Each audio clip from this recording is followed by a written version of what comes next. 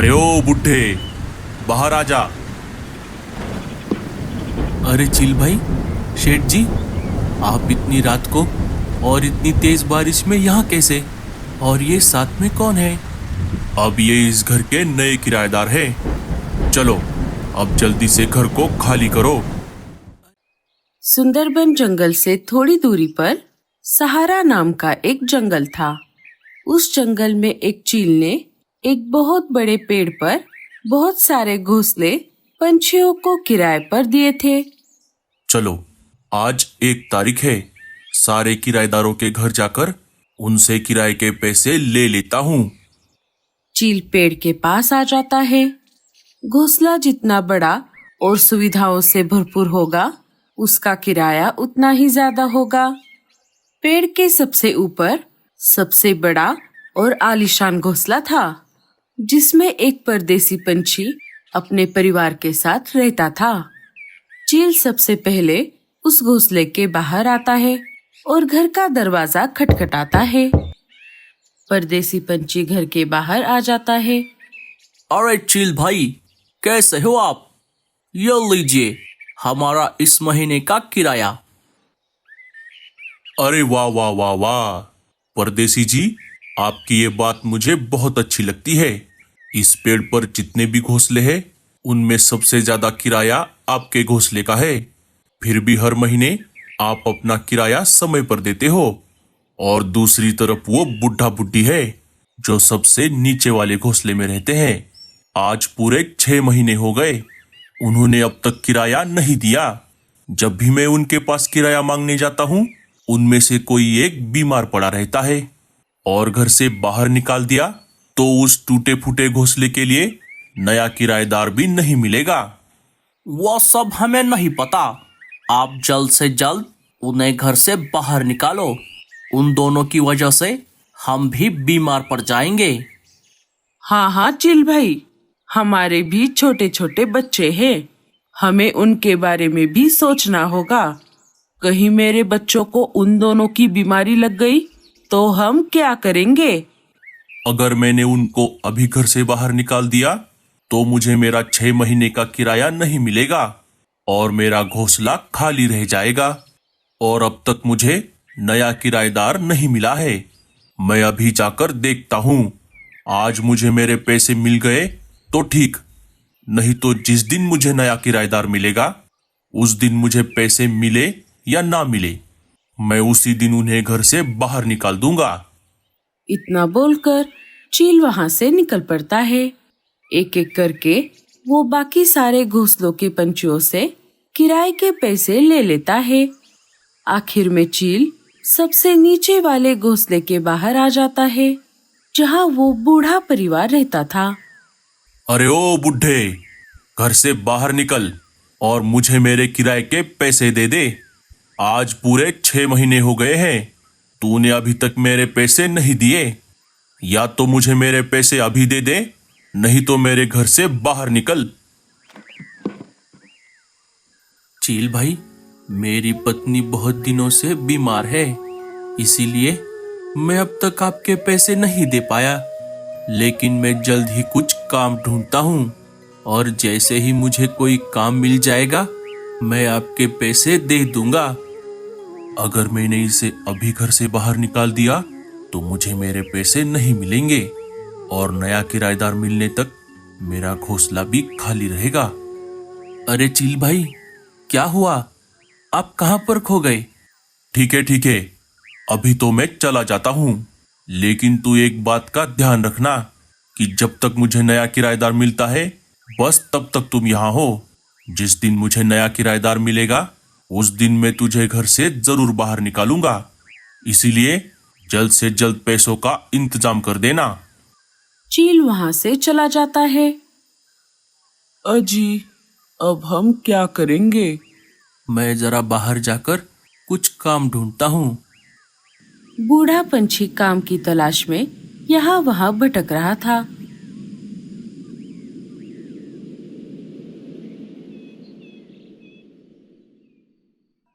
अरे कौन हो तुम और यहाँ पर क्या कर रहे हो? बेटा, मुझे काम की बहुत जरूरत है। क्या तुम मुझे कोई काम दे सकती हो? मेरे घर में तो बहुत सारा काम है, लेकिन तेरी उम्र देखकर ये लग रहा है कि तू वो काम नहीं कर पाएगा। इसीलिए तू कोई और घर देख ले। अरे नहीं नहीं, तुम ऐसा मत कहो। तुम्हारे घर का जो भी काम होगा वो मैं कर दूंगा। मुझे काम की बहुत जरूरत है। मेरी पत्नी बहुत बीमार है। नहीं रे बाबा, अगर काम करते करते तुझे कुछ हो गया तो उसकी जिम्मेदारी कौन लेगा? तू यहाँ से चला जा। बूढ़ा पंछी वहां से निकलकर अपने घर की तरफ वापस निकल पड़ता है। रास्ते में उसे परदेसी पंछी की अनाज की दुकान दिख जाती है। अरे ओ बुड्ढे, तू यहाँ क्या कर रहा है? शेठ जी, मुझे काम की बहुत जरूरत है। क्या आप मुझे कोई काम दे सकते हो? काम तो वैसे बहुत सारा है, लेकिन क्या तू कर पाएगा? हाँ हाँ शेठ जी, मैं जरूर करूंगा। परदेसी पंछी बूढ़े पंछी को दिन भर अनाज की बोरियां उठाने का काम दे देता है। रात हो जाती है।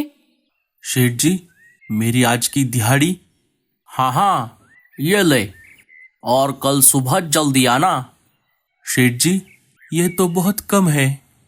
अगर तुझे ये पैसे कम लग रहे हैं तो तू कोई दूसरा काम देख ले। अरे नहीं नहीं शेठ जी, इतने पैसे काफी है। अब मैं चलता हूँ, कल सुबह जल्दी आऊंगा। बूढ़ा पंछी मजबूर था। वो पैसे लेकर अपने घर आ जाता है। परदेसी पंछी अपने बीवी को सारी बात बता देता है। इस पर दोनों जोर जोर से हंसने लगते हैं। आप उस बुढ़े को बहुत काम लगाओ और बदले में कम पैसे देना। सुबह हो जाती है। सुबह होते ही बूढ़ा पंछी काम के लिए चला जाता है। तभी थोड़ी ही देर में परदेसी पंछी का बेटा छुपन छुपाई खेलते हुए बूढ़े पंछी के घर में चला जाता है। ये सब परदेसी पंछी की बीवी देख लेती है और गुस्से से आग बबूला होकर बूढ़े पंछी की बीवी को बहुत डांटती है। अरे ओ बुढ़िया, तूने तेरे घर का दरवाजा खुला क्यों छोड़ दिया? अगर तेरी बीमारी मेरे बेटे को लग गई तो इसकी जिम्मेदारी कौन लेगा? पता नहीं कहाँ से आ जाते हैं। जब से यहाँ आई है तब से फोकट में यहाँ पर रह रही है। जब दोपहर को परदेसी पंछी खाना खाने के लिए घर आ गया तो वो सारी बात उसे बता देती है। सुनिए जी, आप कुछ भी करो, लेकिन उस बुढ़ा बुढ़ी को कैसे भी करके यहाँ से भगा दो।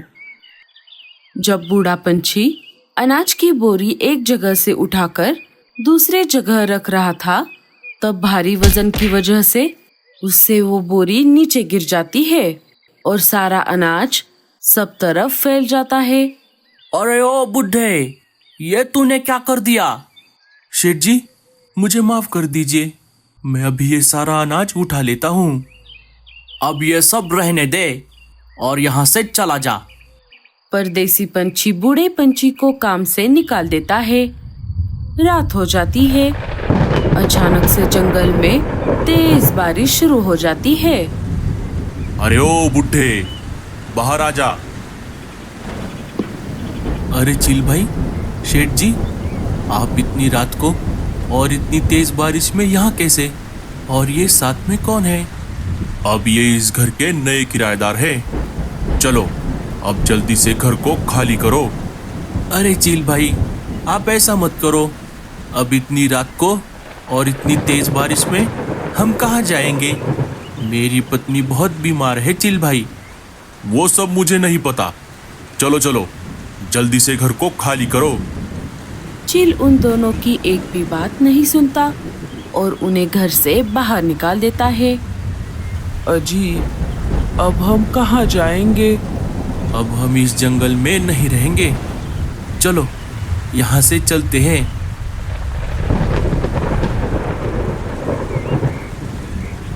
बहुत देर तक उड़ने के बाद वो सुंदरबन जंगल में आ जाते हैं। सुनिए जी, वो देखिए, उस पेड़ पर एक घोंसला दिख रहा है। चलिए हम वहां पर जाकर उनसे मदद मांगते हैं।